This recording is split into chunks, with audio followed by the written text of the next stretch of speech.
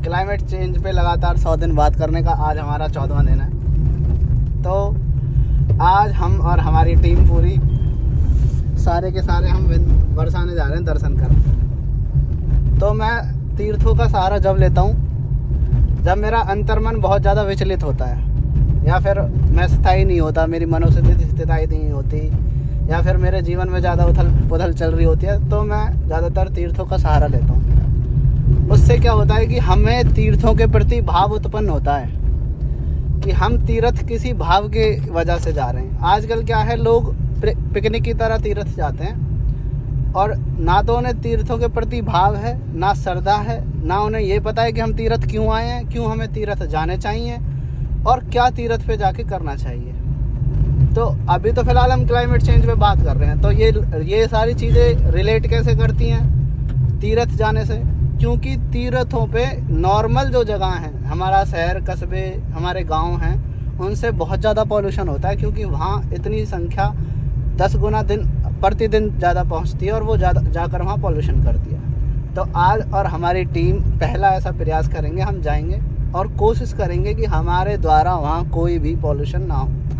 जैसे कि हम वहाँ कोई भी प्लास्टिक ना छोड़ के आएँ, हम जो प्रसाद लेके जाएं तो वो अपने घर से लाएं, या फिर हम जो प्रसाद लें उससे कोई पॉल्यूशन ना हो वहाँ, मतलब किसी भी तरह हम वहाँ पॉल्यूशन ना करें। और इस यात्रा में हम आपको बताएंगे कि तीर्थ और ये चीज़ें हम खुद भी जानने की कोशिश करेंगे और अपने आप को इसी यात्रा में बदलाव करने की कोशिश करेंगे, प्रयास करेंगे, कुछ नई चीज़ें करके दिखाएंगे कि तीर्थों को श्रद्धा की तरह जाना चाहिए, ना कि एक पिकनिक की तरह आप जाएं वहाँ गाली दें, किसी के साथ भद्दा मजाक करें, या फिर ऐसा बहुत सारी चीज़ें।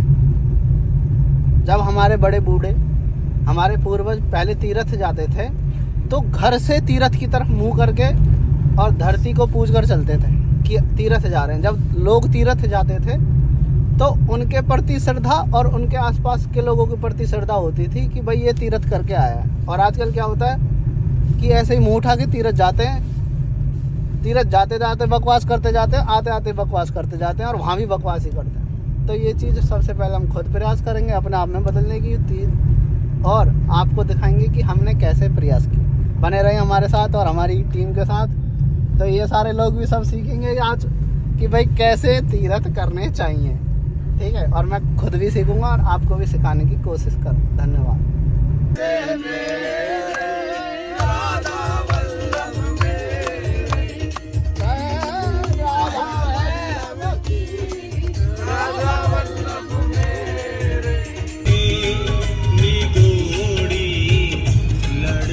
तो हमारे पीछे बैठे उमेश और जसवंत दोनों बकवास बातें करते जा रहे हैं और हम तीर्थ में जा रहे हैं। तो ये स्वाभाविक होता है कि जब हम तीर्थ में जाते हैं, कहीं भी जाते हैं, तो लंबे सफ़र पे कोई ना कोई बात करते हैं, पर अक्सर हमें ध्यान देना चाहिए कि हम जब तीर्थ पे जाते हैं तो कुछ अच्छी बातें करें, हमारे तीर्थों से जुड़ी बातें करें, कोई भगवान की कथा आपस में करें, मतलब ऐसी अच्छी चीज़ें करें, क्योंकि हम तीर्थ में जा रहे हैं। उससे हमारी श्रद्धा प्रबल होती है, तीर्थ के प्रति भाव जगते हैं। तो मैं आज इनको कथा सुनाऊंगा, एक है ना भाई, सुनाओगे? हाँ जी बिल्कुल।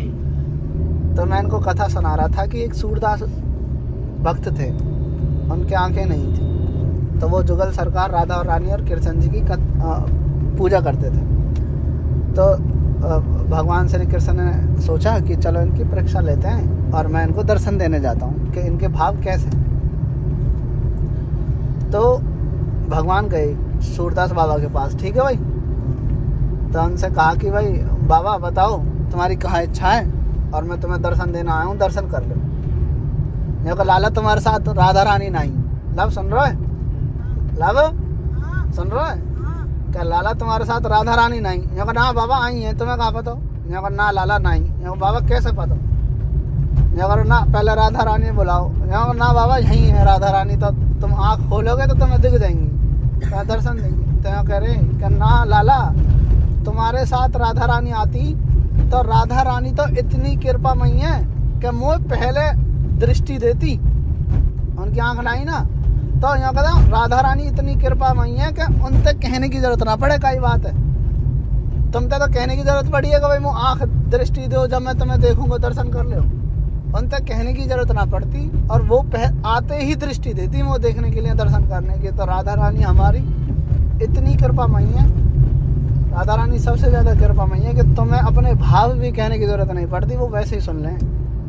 तो हम वहीं दर्शन करने जा रहे हैं, तो हमारे अंदर उनके प्रति भाव होने चाहिए, यात्रा के, तीर्थ यात्रा के प्रति भाव होने चाहिए। आगे समझ में? हाँ भाई जसवंत जी, आगे समझ में। कितनी कृपामयी है, बहुत ज्यादा इतनी कृपामयी है कि तो दुख होएगा ना, वो उन हमारी माँ हुए ना, तो हमारी माँ भी हमें बताने की जरूरत पड़े कि मेरे यहाँ पेट में दुख है, वहाँ दुख है। वो इतनी कृपामयी है कि तेरा कहीं दुख होएगा ना तो वो वैसे ही जान लेंगी, कहने की भी जरूरत है ना, तू मुँह खोलने तो पहले ही तेरा काम। इतनी कृपामयी है, पर तुम्हारे अंदर उनके प्रति भाव होने चाहिए। और भाव कैसा हमें भाव हमें भक्ति से, श्रद्धा से। अब यहाँ ना दांत ने फाड़ते जाओ तीर्थ में, गाने सुनते जाओ, पंजाबी गाने चला लो। जब तीर्थ पे जाओ, चाहे कहीं जाओ, कहीं भी जाओ, पर वहाँ जाओ कैसे ही गाने सुनो, पर तीर्थ पे जाओ तो तीर्थ की ही तरह जाओ। अगर यार तुम लोग ना समझोगे तो यूँ हम पे तो एक पीढ़ी तो होगी ख़त्म, और तुम हम आने वाली पीढ़ी है ना, या मतलब जो छोटे बच्चा उन्होंने तो समझ में ही ना आएगी कि तीर्थ जावे क्यों है। आएगी ना ना, क्योंकि पिकनिक स्पॉट और तीर्थ एक जैसी बात हो जाएंगी। तो इसलिए तीर्थ पे कैसे जाओ, भाव के साथ। ये बात आगे समझ में। तो तीर्थ आना भी सफल हो गया, और हम आ गए बरसाने में। देखा भाई, बरसाने की मार्केट, ये हम बरसाने आ गए और आपको दर्शन करवाएंगे। बोल राधा रानी की जय, बोल श्री राधे। और अब दर्शन करने जा रहे हैं, आइए हमारे साथ दर्शन करिए।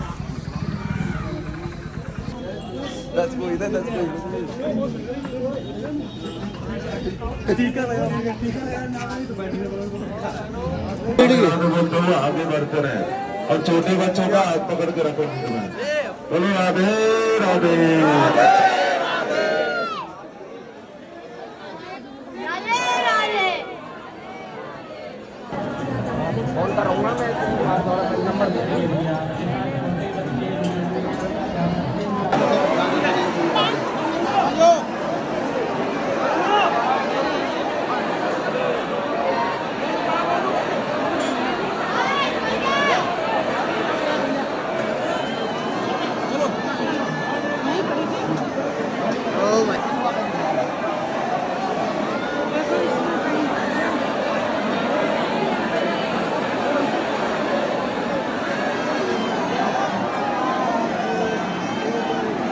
ये जो गंदगी दिख रही है ना, ये हम जैसे भक्तों द्वारा ही की गई है। अब इसमें देखो क्या है गंदगी में, या तो प्रसाद के रैपर हैं, या फिर पानी की बोतल्स हैं, बस यही 2-3 चीज़ें हैं। तो ये हम बहुत इजीली अवॉइड कर सकते हैं।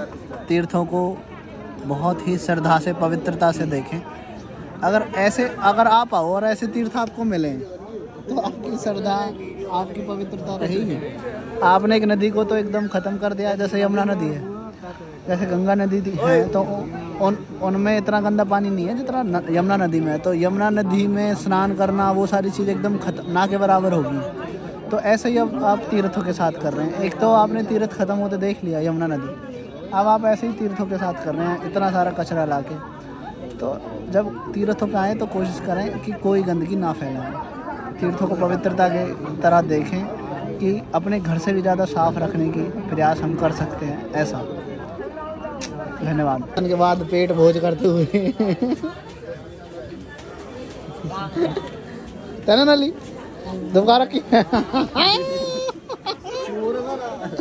चोर साला चोर बड़ो के याद पेट नहीं आ रहा, पेट आ रहा है।